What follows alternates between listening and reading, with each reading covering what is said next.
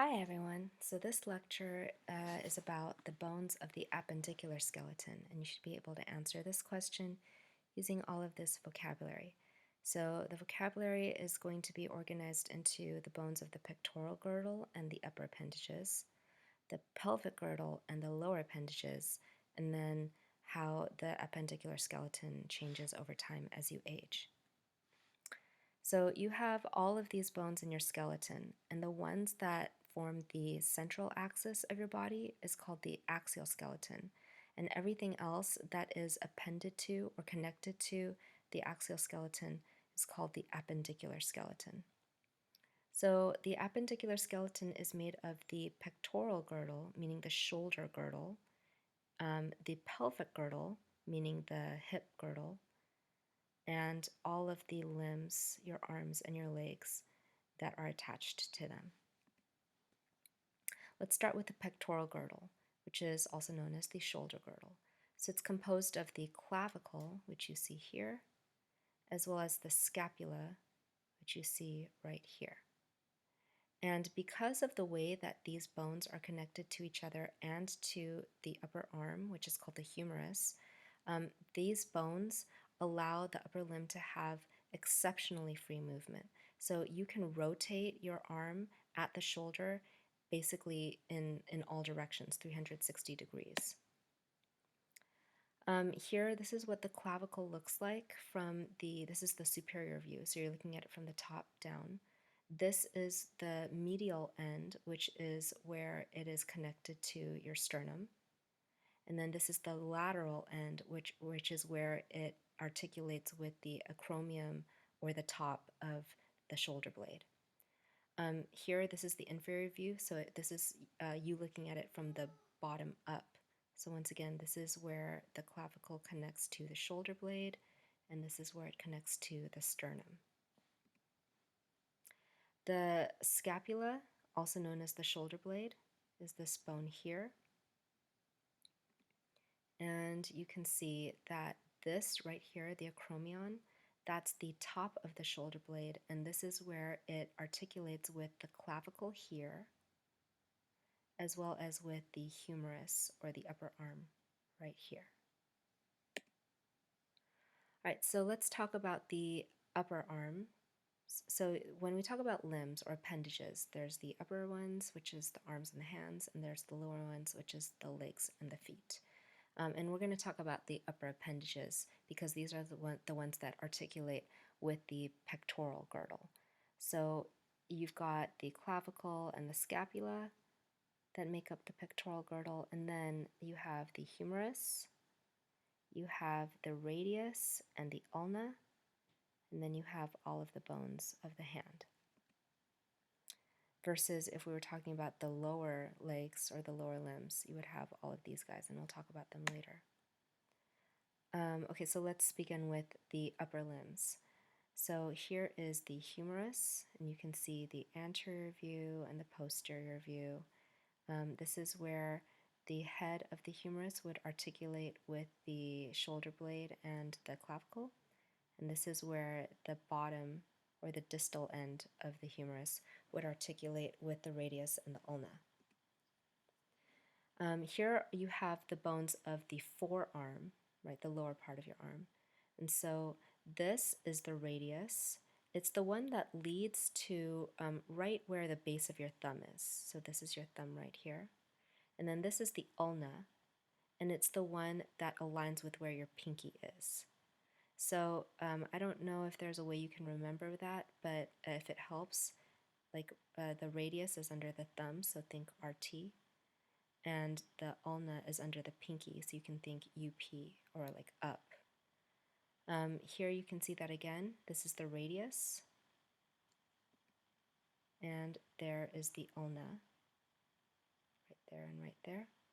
And then notice that you have all of this fibrous connective tissue that is between the radius and the ulna that holds them together. And so this fibrous connective tissue allows for some flexibility of movement so that you can actually pivot your radius and your ulna around each other, and that allows you to rotate your forearm.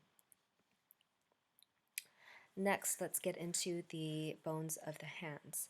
So going from just you realize that this is the superior end of the hand. This is the more distal end of the hand, right? So beginning with right here, these are the carpals, and it's multiple little short bones that articulate with each other. Oh, sweetheart, go to bed. Oh, I'm in the middle of a lecture. Okay, do you want to be part of my lecture, my dear? Yeah.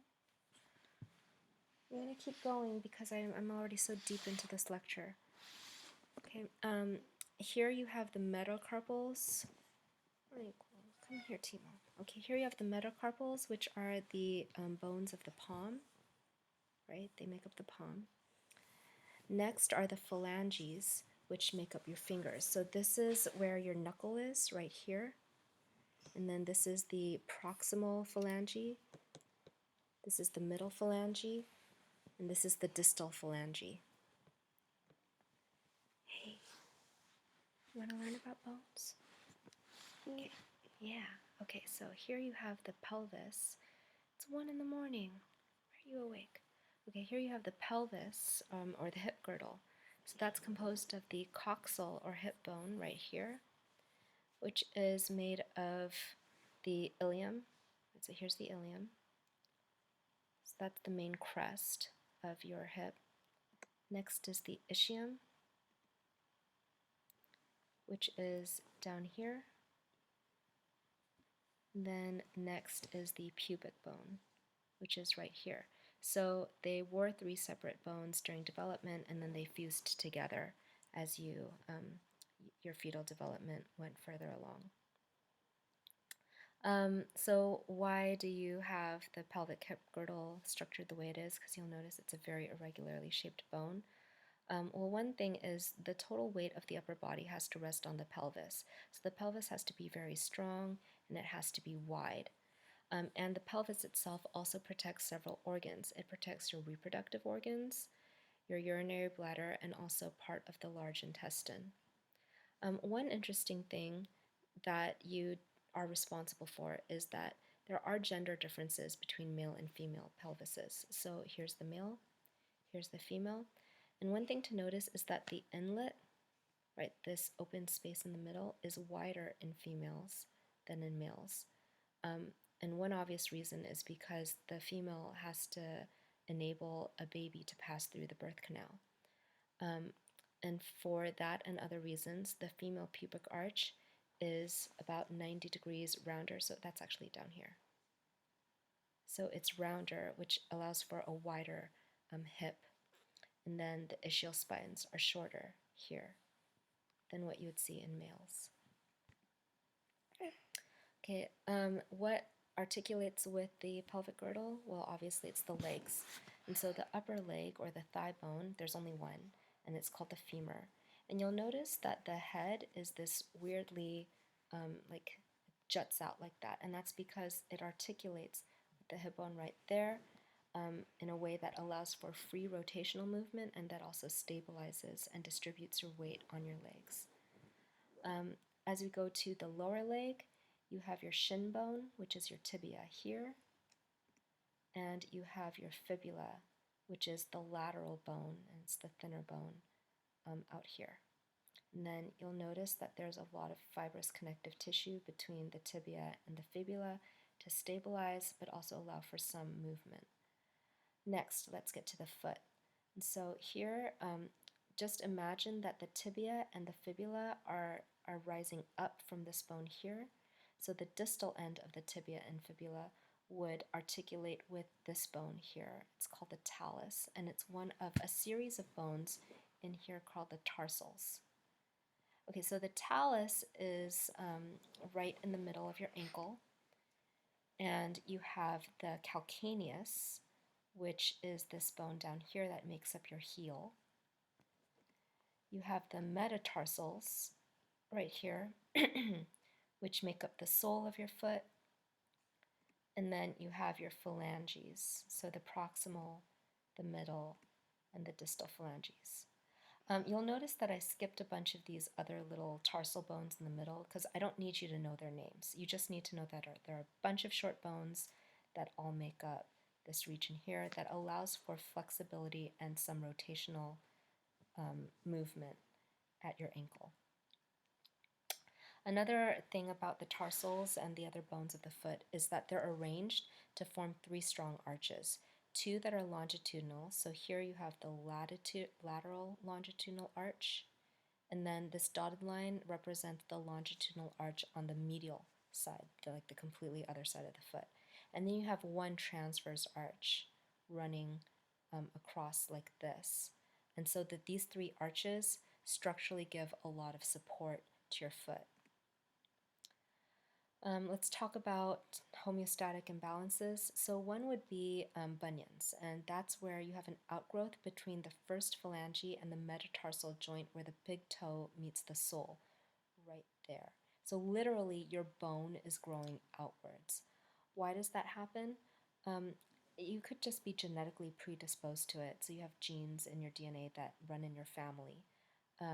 And then on top of that, if you're exacerbating or triggering the problem by wearing tight-fitting shoes, especially if they're high heels, or because you might have injury to the balls of your feet and your toes from things like ballet, and of course, if you were predisposed genetically to this issue, then you can get bunions, and only surgery can correct it. Another disease or disorder is clubfoot, which is a congenital disorder, meaning that you're born with it. And it affects 1 in 1,000 people worldwide, which is a really high rate. Twice as many boys are born with it as girls, and here are some risk factors, the biggest one being family history. But then also, if the mother is drinking alcohol or smoking during pregnancy, then that can exacerbate the problem. And so when a baby is born with clubfoot, that means that everything in the foot is abnormal: the bones, the joints, the muscles, the blood vessels. And in some cases, it can be corrected with a series of casts that slowly force the foot back into a normal position, kind of like braces, but for your feet. Or you might need surgery. In developing countries in the world, clubfoot can essentially be a death sentence for a lot of children. And so one of the things that people like, Doctors Without Borders do is they can go and correct these issues with surgery so that those children have a chance of leading normal lives. All right, so just a few things to keep in mind as you age and you go through puberty. Your skeleton changes. So the pelvic girdle will broaden in girls as a result of hormones like increased levels of estrogen and progesterone hormones. And then the entire skeleton gets stronger and more robust in boys and in girls too, but especially in boys because boys have high levels of testosterone, which triggers bone growth. And then another thing that happens is testosterone triggers the shoulder girdle to broaden in boys, which then gives them a higher level center of gravity. Are you okay? I know it was wet. Here are your key takeaways. The appendicular skeleton is made of the bones of the girdles and the appendages, where the upper appendages, meaning your arm and hand bones, articulate, good night, go to bed, good night, articulate with the pectoral girdle, and the lower appendages, meaning your leg and foot bones, articulate with the pelvic girdle. The foot can be affected by disorders like bunions and clubfoot, and the skeleton changes in puberty. Okay, this is why I record these lectures at really odd hours in the middle of the night so that I can do it undisturbed, but clearly I still got disturbed. That was my 4-year-old son. So I'll just take a few seconds and see if you can answer this question using all of this vocabulary, and if you can, then you have mastered this topic.